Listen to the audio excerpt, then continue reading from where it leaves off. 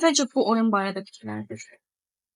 Bu oyun bizim üçün vacib oyun idi. Özünüz bilirsiniz, Xeçin oyunlar həmişə maraqlı olur, gərgin olur. Yüksək motivasiya ilə çıxırıq oyuna. İstər-istəməz verdiyi böyük oyundur. Oyuna maraq həmişə çox olur. Gördüyünüz kimi azarkeşlər də nisbətən daha çox idi.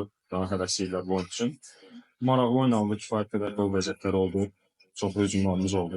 Düşünürəm ki, azarkeşlər üçün də baxımlı oyun oldu və skor quraraq qələbə qazandıq. Ona görə sevincliyik.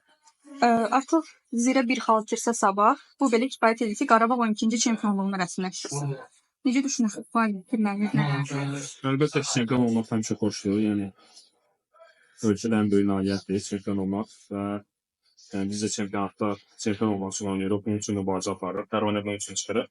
Ona görə də əlbəttə ki, yəni çempion olsaq bir şəkildə bizə sevinir. Və qarşıda Azərbaycan kubokunda sizi vacib bir oyun gözləyir. Araz Naxçıvanla qarşılaşma. Necə hazırlaşacaqsınız buna? Ümumiyyətlə kubokda hədəflər nələrdir? Əlbəttə ki, kubokda da titul qazanmaq üçün oynayırıq. Hədəfimiz budur. Ona görə çox ciddi hazırlaşacağıq. İlk oyunda məğlub olmuşuq. 1-0 məğlub duruma düşmüşük, amma inşallah ciddi hazırlaşacağıq və çalışacağıq ki, bu vəziyyətdən çıxa bilək, bu durumu düzəldə bilək və inşallah finala çıxaq. Və inşallah yəni Allah nəsib eləsə çox çalışacağıq ki, sezonu tamamlayaq. Son sual Sabit Uyğun Yurgorden'lə bağlı. Konferans liqasında yarışmanın mərhələsinə yüksəldi. Sən komandada olanda Yurgorden'lə bu kuboklarda uğuru gözləyirdinmi və ya düşünürsənmi ki, biraz səbirli olub komandada qalmaq olardı? Bu haqda artıq düşünürəm, yəni olur ki, ona görə çox da düşünürəm. Qismət verilmişdir.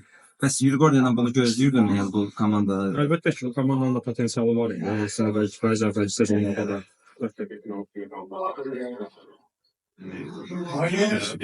potensial var. Vəliləri var ki, münasibətim var. Zamanı olaraq da saxlayın.